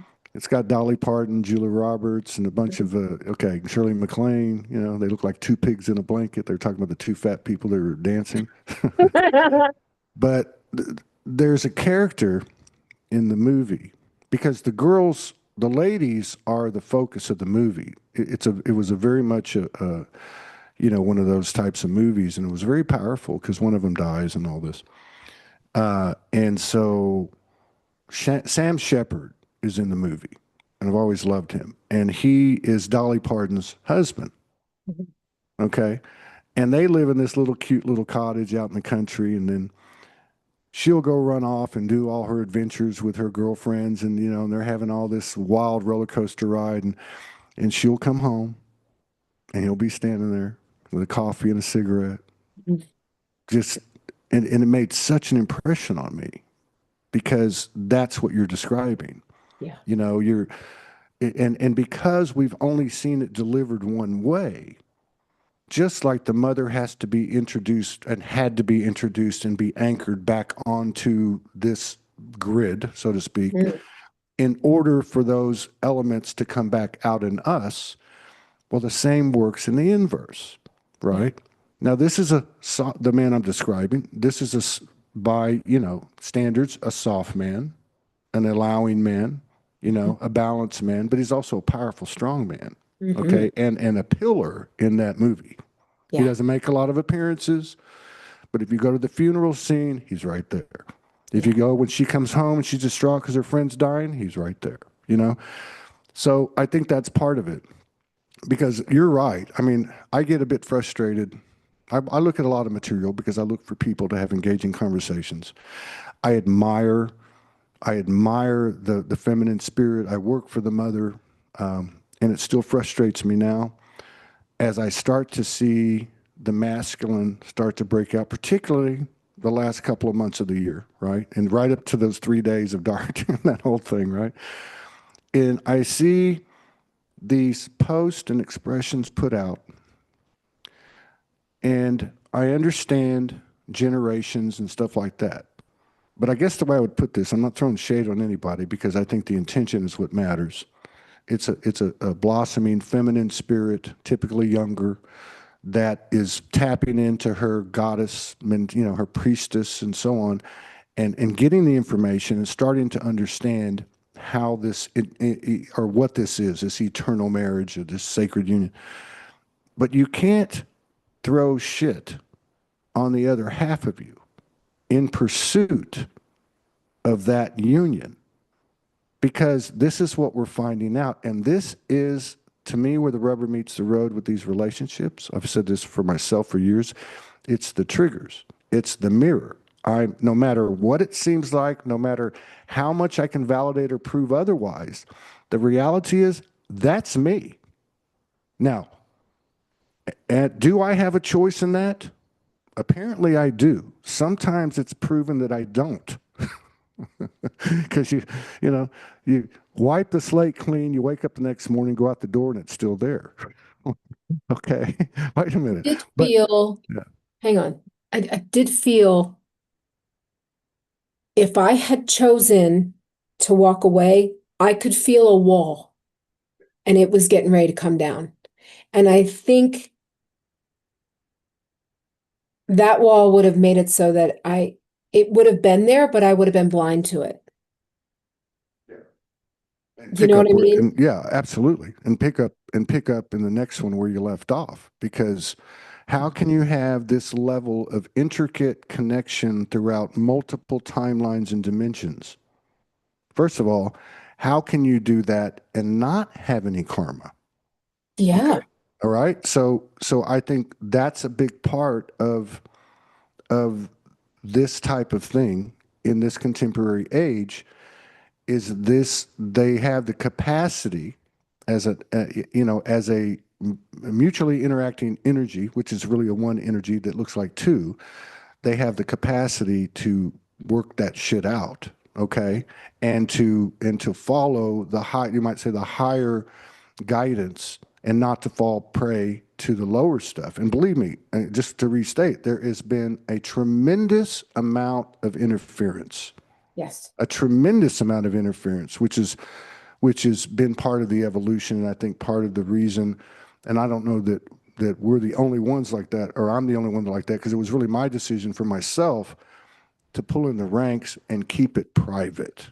Like the day may come when the turtle sticks its head out the shell again, but for right now, just build and build. Stay quiet. Just keep building, building, building. But I got off on a tangent. But I just feel like that uh, these things, these energetic, catalytic moments, be they personal, be they with a couple, be they with a country, a world, whatever, knowing there's another side to it is the whole point. Hmm. It's no different than having a situation and then getting carried away with the superficial and saying, "Oh my God, they just um, whatever the government did or whatever my partner did, or whatever," and you're stuck on the story Hmm. and you miss the fact that, hey, there's another side to this. This is the point of it all, and starting to understand in the present moment that, hey, wait a minute, we might have to take a little break here, take a breath. I need to go walk on the beach or whatever the case is, because there is something coming through. And I Yeah. think that's a big difference I've noticed toward the end of the year. And I feel like that's something that's an indicator for all of us as we move forward. In particular, the weirdos like us. And I say that in the highest reverence, because toward the end of the year, there was a lot of talk on this show, especially around the solstice, when all these sisters came on in this cluster that just happened organically. And that was, we're being put to work now. And the core of that service will be in our ability to stand tall and and stable in our field with what we know. Because maybe maybe the way it's worded is a lot of distortion is going to be popping up or shown to the world, and we've already seen it, you know. So No, I agree. And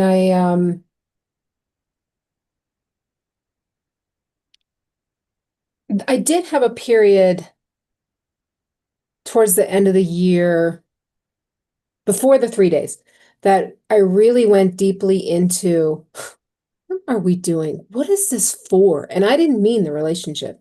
I meant everything.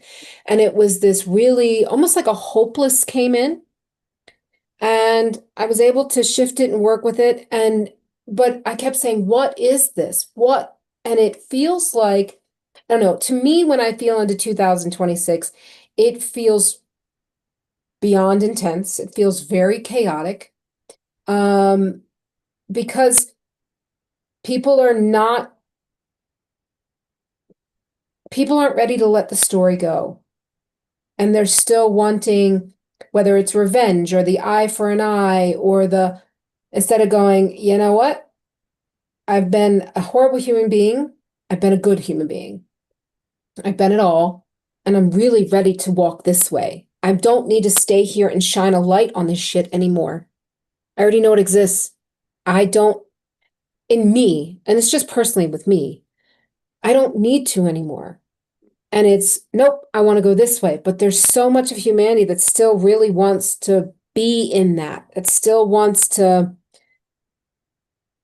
not walk in that space of radical responsibility. They're not willing to accept that they're manifestors and that they're creating in each moment, right? So it's going to take, like, I think it was Milton Foster sent me something, and it was this guy was road raging and being all nasty. And this moose, it was in Canada, and this moose just comes out and knocks the guy off the motorcycle. And I'm like, that's the energy of 2026. It's going to be fast, right? You, whatever you're creating, you're going to get back fast. And there's not going to be that delay so that, if the moose had knocked him 3 weeks later, there's no correlation, right? And he still may not have made the correlation, but maybe the next couple times he road rages and a moose gets him or something gets him, maybe he'll make the correlation. But that's what it is now. It's like what I put out there, I'm getting back fast, and it's, good, bad, or indifferent.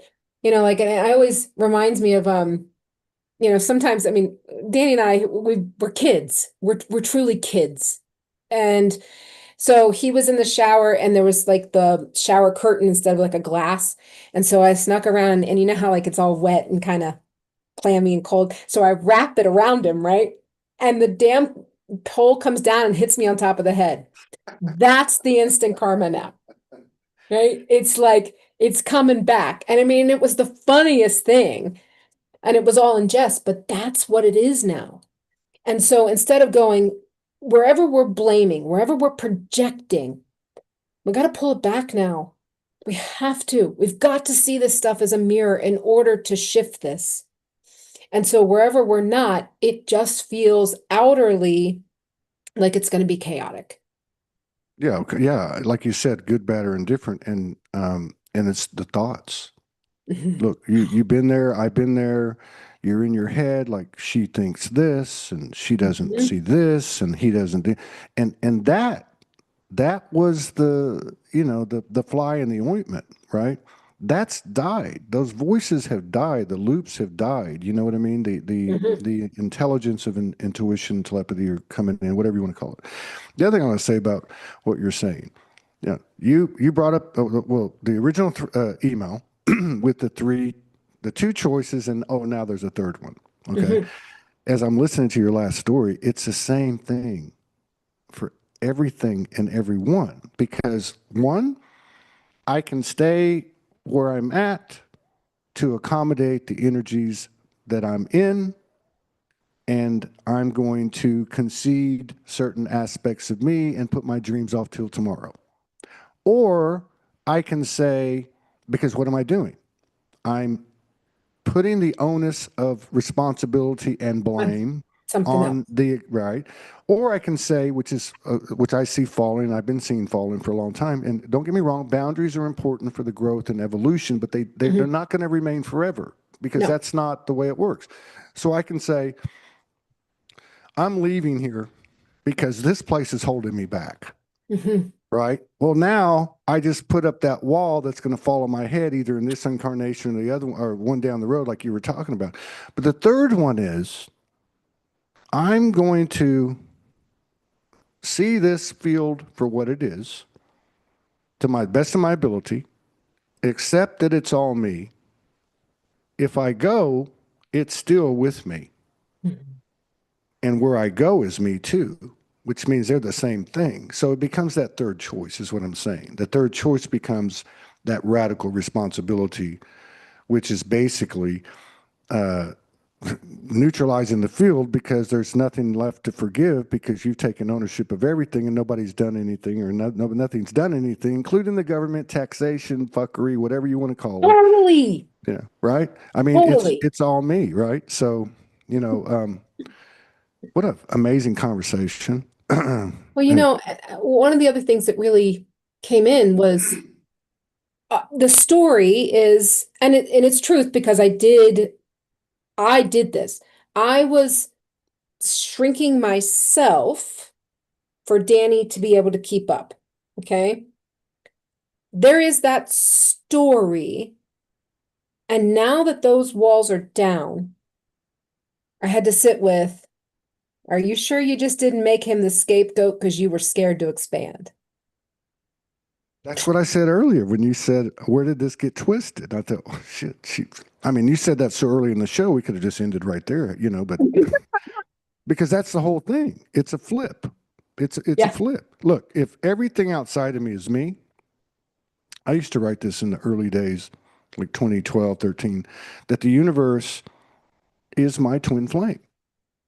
The Yeah. universe is, if you look at it, it is. If this is accurate, which it seems like everything's leading that way, this is all me. Everything's speaking to me, just like the moose knocking the guy off the motorcycle. And that's the thing that's starting to happen because those elements of original creative patterns are coming into play. And we've all been in dimension and said, I need a gun because there's two reptilians outside. Boom, there it is. And, we instantly manifest in our dreams, in our dimension. Yeah. So, so this is the kind of thing I think that maybe there's been a delay. Maybe there's been, there was a period people talked about 2012 to 2017 where there was kind of a suspended animation because we weren't prepared in 2012 to do what we had to do. We need some time to adjust, and that is to really understand that I know it sounds corny, but we're creating all this, and you come into that understanding of there's all this fuckery and all this stuff that's not been disclosed, and then you start to say, well, I can't feed that monster, and then you start to go, wait a minute, I'm not focusing on it anymore, but I'm running on these patterns where I'm reacting in a second nature response. It really isn't natural. It just became part of my makeup. And now we get to this third part. And I think this is where your story started. And that is ultimately, hey, let's compare notes. Wait, why have we got this path where we come from that's millennia, and we're always there. We're weaving in it, but we're always there. And now here we are at this apex point, and what? I choose you. I choose us. I choose me, Yeah. but me is you and us, and here we go. Right? It's a Right. whole different ball game, and everything starts to have this connectivity. Last thing, I haven't been talking to anybody. I hadn't Me talked to. neither. I talked to. I was telling my mom last night because this happened to me yesterday. Other than my partner, Um, if I'm not doing something online, I'm not talking to people. It's like 5 times in 5 months, maybe something like that. And yesterday, I hadn't spoken to one of my daughters in quite a few months, and she hits me up, right? And then that turns into my mother. Something happened. I hadn't talked to her since October the 6th. And then another daughter, right? And her boyfriend. My point is that regardless of the span of separation, okay, there was no misgivings, there was no bad blood, there was nothing but this. And again, is it them or is it me? Now, had I remained in the previous cycles of obligation, okay, and depletion, I Mhm. got to call my mom every week. I got to call my mom. My soul came and said, I can't do this. I can't do this. I can't talk to these people right now. I can't. It's nothing personal. I just can't talk Yeah. to them. Yeah. But that eventually extrapolates to an experience, and everything happens in threes. And I have these 3 phone calls out of the blue last night. And so I feel like this is how it works now. It's not like the old days where, okay, go finish high school, go to college, learn a trade, get on this career path, and when you hit 65, you retire and you can start going to Belize. And no, it's more like this. We apply these things and we have these daily, present moment, real, authentic, more and more transparent experiences with mirrors in our lives. And they start with that other, that other half of your physicality, or that's in your physicality. So it's a very, to me, it's like, again, it's like one of those things that we used to have as kids, where you would draw on them and then you would pull the The Etch a page up. Sketch. That's a sketch. Yeah. Yeah, it's like that. It's like we have this experience. We've had this experience, this incredible experience for 2 hours today. You Mhm. know, it'll be with me all day. I'm sure Mhm. her and I will talk about it. I'm sure it'll, in my communion at the beach tonight. But tomorrow I'll wake up and it's etch a sketched. Mhm. Mhm. You know what I mean? But it's Yeah. still there. It's still there, Yeah. like everything. And it's just some of the things that we've experienced, we, resisted and pushed away and divorced ourselves from. Everything's coming back. The chickens are coming home to roost. They And, are. and it's okay. It's okay. So you're incredible. I love I love talking. you too. Yeah, I just really appreciate your bravery, your willingness to be open. I'm excited to see you and Alicia doing work together. He's so neat. Yeah, it is. And, I just love the way that all the pieces are coming together. I've really enjoyed working with particularly, there's been a lot of sisters come on in the last month, a couple of dudes, and I enjoyed that too. But I can really feel the physical manifestation of, let's just say, the mother's voice finally coming out to a point where it's really being heard. And, Mhm. and that's exciting. That's Yeah. exciting, and I'm glad to be part of it. So, but yeah, best to you and Dan and to your beautiful, lovely family, Yeah. Thank and I you. look forward to working with you, collaborating again. I'm always open and willing. Yeah. Yeah. No, I appreciate this, and I, sh I see power in vulnerability and being real, and the masks are down. People think they have their masks up, but you can see through them now. Hmm. So why not just be real and own it? Yeah, yeah. Choose it. Choose Choose it. choose yourself. Choose. I don't know. I mean, it's a whole new language. It's a whole new everything. It We is. we did yesterday was particularly particularly high energy. Um, I think if we go back to the day before, I know it's kind of hard because she's in the southern hemisphere, I'm in the northern hemisphere, but I would say it was 36 hours ago. She hit me up. She goes, "I'm feeling a session." I'm like, "Okay." So I just happened to be up at 5 in the morning or whatever it was, 4 in the morning. So we do this session. Well, the previous 12 hours, it had been like, are you having these days? You ever had these days where your sleep patterns aren't normal? You get up, you're like walking in dimension, like you're here in a very dense way, but you're also somewhere else, right? It's just Absolutely. these days. Then we have the session, and it's now like I don't know what it was. It was 4 o'clock in the morning or something. I thought I'm gonna go back to sleep for a while. In the session, all this wild new sacred geometry she pulled through and lights and stuff. And I'm right there, man. It was all so visual. But I think this is what's happening. Like these other things that the feminine side of us, particularly showing up in the females, that they've been tapped into the intuition, these colors, these geometries, these connections, and whatever are starting to really anchor in and to They are. become part of our physical experience.